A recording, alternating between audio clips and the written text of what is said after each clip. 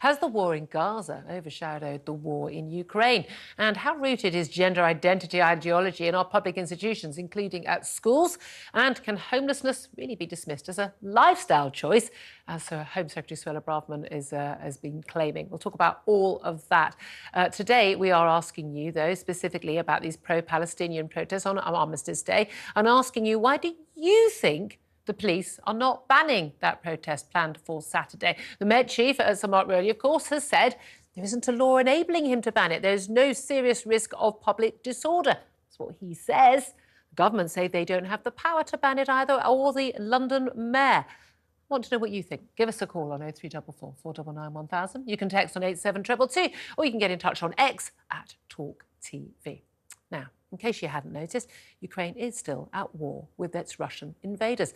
Ukrainian President Volodymyr Zelensky expressed concern that Israel's war with Hamas is distracting the world from their war with Vladimir Putin.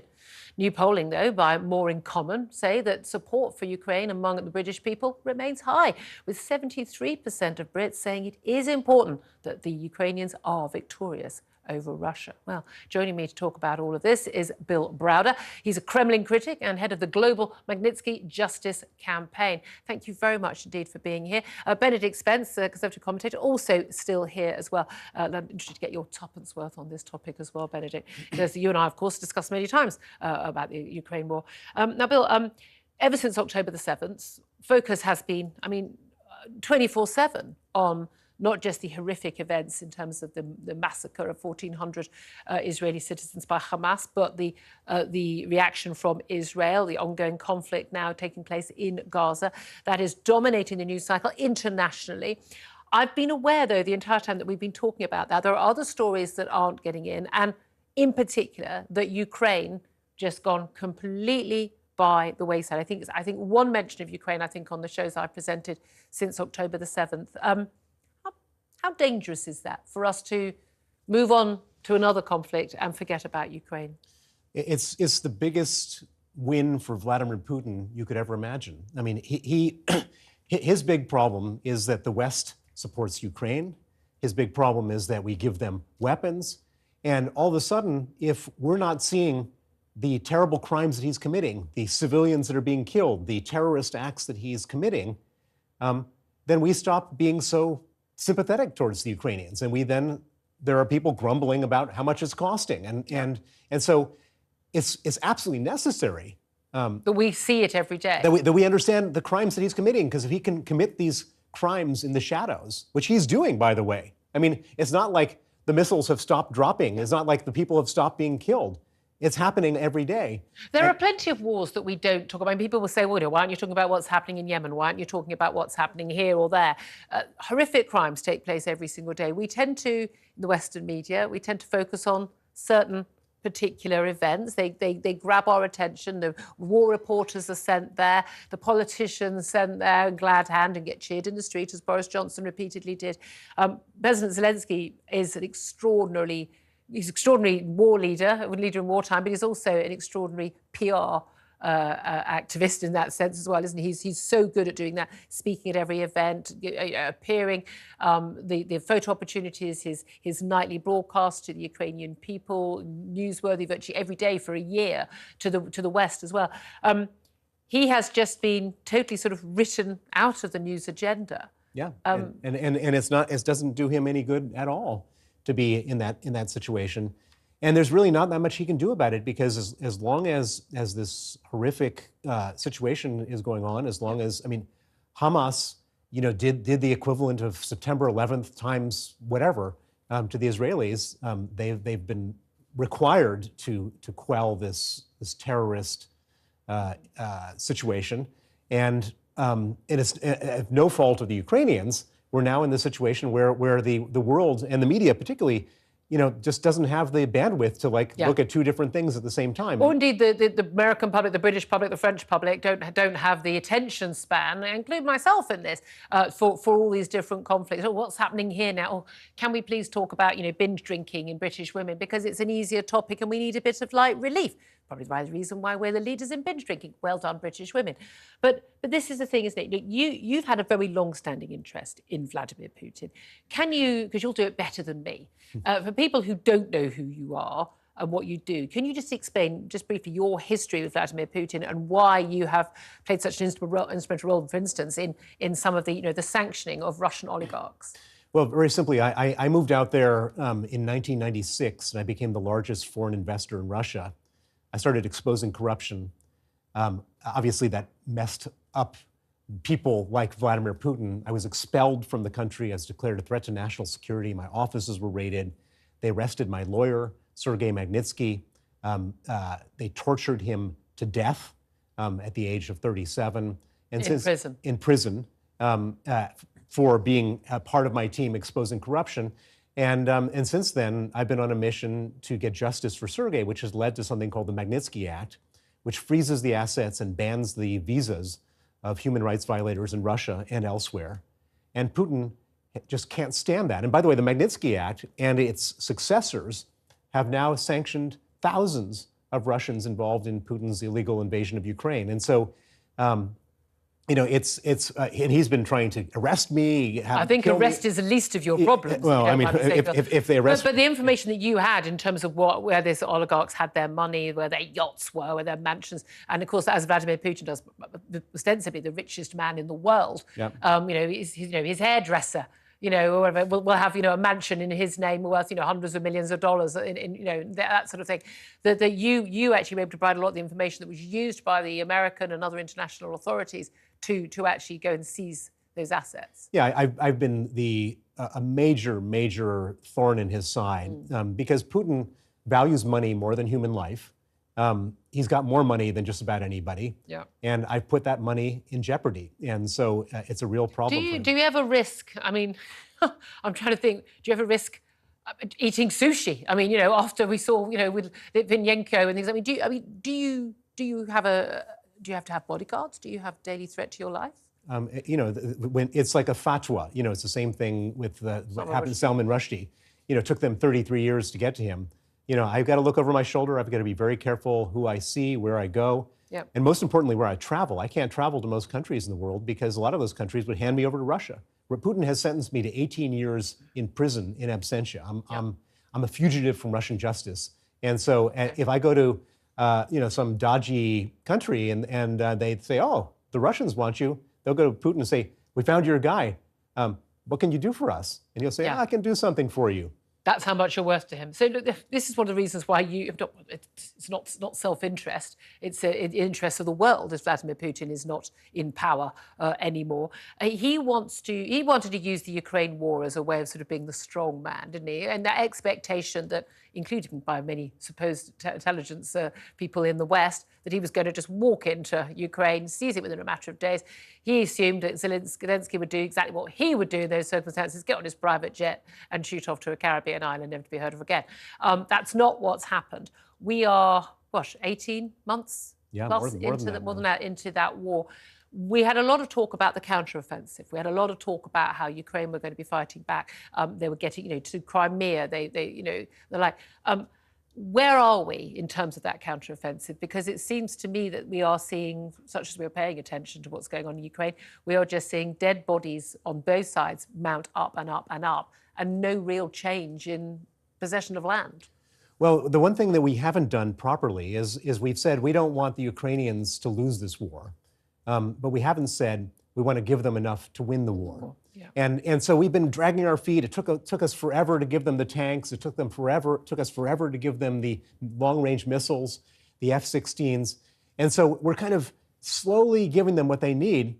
And at the same time, Putin can't lose this war from his own perspective. And he's got one thing going for him in a wartime situation that no other world leader has, which is he doesn't care how many soldiers he loses. Yeah. According to Ukrainian estimates, they've lost 300,000 soldiers. There's no world leader that would allow that to happen and carry on with the war. But for Putin, in order for him to stay in power, he can't lose this war. And if he were to lose power, he would die himself. And so for him, this is like a mortal issue. He wants to stay alive, and he's ready to sacrifice as many young Russian men as he has to. This is existential for him, isn't it? There's been some talk that behind the scenes that the Americans were quite happy for this war to carry on. They wanted to basically weaken Vladimir Putin's fighting ability in Ukraine rather than elsewhere. Is there any possibility of a ceasefire or peace talks? Is there any evidence that the authorities in the West, that the UN, that the Americans are pushing for this? Zero. There is zero. I mean, people are pushing for it all and fantasizing about it all over the place. 0% chance of a ceasefire. Putin is not going to do it, and the Ukrainians aren't going to do it. Putin can't do it because he's worried about dying. The Ukrainians aren't going to do it because they understand that if there's a ceasefire, then all the people in the occupied territory will continue to be tortured, raped, children taken away. Yep. The Ukrainians understand that their own survival depends on defeating Vladimir Putin, so they're not going to back down. I always think in these scenarios, Benedict Spence, let's bring you in. When we talk about, what would you do in this scenario? And a conversation I had with my husband and daughter fairly early on in Ukraine war, and I said, what would we do? I mean, obviously, I would get our daughter out of the country, as many Ukrainian children got out of the country, and I said, I'd want to stay and fight for my country, but I'd also want to be with my daughter. I don't want her to risk losing two parents. And then my daughter said, and I've never been prouder, she said, I'd want to stay and fight. And I just, and I'm amazed by how many people don't understand it. When you see what has happened in what the Russian invaders have done in Ukraine, how could you not support the Ukrainians winning and giving them everything? Why do you think the West hasn't given them enough to win? I think at the start there was a reluctance over the backlash from Russia. We saw that very much with Germans. It'd be like a NATO war. Yeah, a lot of European countries were very upset, worried about the prospects of what might happen to them financially if there were going to be sanctions on Russia. They were worried, justifiably, about Russia potentially escalating the types of weaponry that it would use. There was, I think, also an overestimation of Russia's military capacity to go in. I also think the Russians did that themselves, which was partly why their invasion stumbled. But once those things became clear, we dragged our feet so much on the types of weaponry, or simply the amount of things like ammunition that we gave, because we were not prepared. That's the whole point. We are so unprepared for the changing emergent situation, just as we're unprepared for a war in the Middle East or a war with Taiwan. We have not taken these things seriously because we've assumed, we've been living in this sort of wonderful, relatively war-free situation in Europe for so long, that world is behind us, and it's not. And for most parts around the world, there is no such thing as the international rules-based order. Yep. There are strong states, there are weak states, and if you're lucky enough that the US has an air base there, well, then you might get fortunate and not get invaded. But if you don't, well, all bets are off the table. So many people in the West, and I think particularly in Britain, I think in terms of all political parties, do live in cloud cuckoo land when it comes to the realities of global, geopolitical relations, don't they? This idea, well, democracies don't go to war with each other. Well, they don't, but not all countries are democracies. Yeah, well, I mean, and I think part of the problem is that since the end of the Cold War, everybody has sort of thought of this peace dividend, and it's kind of like we've all gotten flabby. We've all, no one's exercising anymore. We're not strong to deal with dictators and autocrats. And Putin is waking us up to that. Hamas is waking us up to that. And certainly the Chinese should be waking us up to that. And yet I don't see anything other than you've got the former Defence Secretary here, Ben Wallace, saying when he was in the office and since, we need to be upping the amount of money we're spending on defence. I don't really see anything, solid happening there in terms of actually really upping what we've got to protect not just Ukraine as an ally, but ourselves. I found it extraordinary when we learned that if we had been invaded by Russia, we would have run out of artillery munitions within 3 days. Yeah. I mean, we have an army that would have spare seats in Wembley Stadium. We've got so few people. A load of our money we do spend on our military budget is actually spent on veterans' pensions. So, I mean, I'm sorry, with all due respect, that's a very worthwhile thing, but it doesn't actually help our fighting ability today.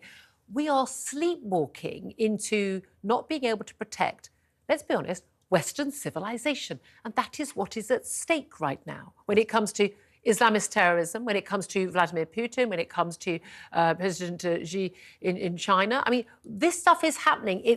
They're not even hiding what they're going to do. They're telling us what they want to do. And we're all going, yeah, well, anyway, let's go to net zero and things like that.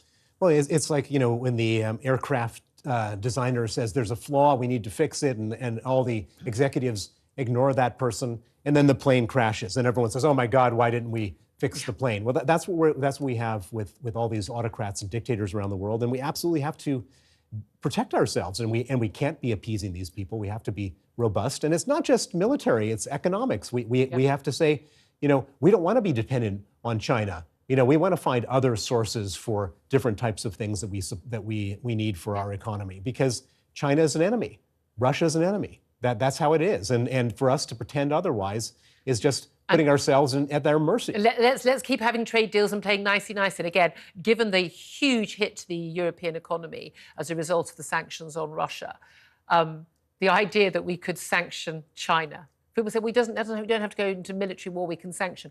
Not a chance. The entire Western economy is reliant on cheap Chinese imports. Our nations grind to a halt within the second week because of the lack of supplies of vital things, do they not, Benedict? They do. And I think one of the few things that most people nowadays can probably agree that Donald Trump got right was when he said NATO countries need to pull their weight in terms of actually spending, and they need to be very careful about where it is that they become dependent on. Because the United States right now, we talk about, the future of Western civilization. The United States can still take a sledgehammer to just about any country, even China, if we're being honest. China would not win that war. The US might not win it either, but China certainly wouldn't win a war between the two. It can still do that, but there is no guarantee, if we get President Trump again say, that the US will come riding to the defense of other nations, and that is where other Western countries need to take this very seriously. That is a very, very good point. Bill Browder, do you want to come in on that? Well, I mean, I think that if Trump becomes president, then all bets are off. I mean, he says he doesn't want to be part of NATO anymore. Didn't he say that before in 2016? I mean, to a certain extent, most presidents get elected on an isolationist ticket. Well, and Obama was one of the worst on that front. Obama was no great foreign policy president, but Trump wanted to withdraw from NATO, and John Bolton, who was his national security advisor, had to switch some papers around, so he got distracted and started tweeting about something else instead of withdrawing from NATO. I mean, it's a truly terrifying situation. Yeah, I mean, again, Western governments are quite happy to have the American taxpayer paying for their defence, which I think is morally untenable. We have to understand that we have to pay for it ourselves. And if we don't pay for it ourselves, we will pay for it with our children's lives, because that is the reality. Again, I just think there's this cloud cuckoo land that the Western liberal elite live in, that say wars are over, and if you can talk to everyone and everything will be fine. And that's just not how most of the world works. Bill Browder, such a pleasure to have you in the studio. Thank you very much. Stay safe. Thank you. Just stay safe is my number one there.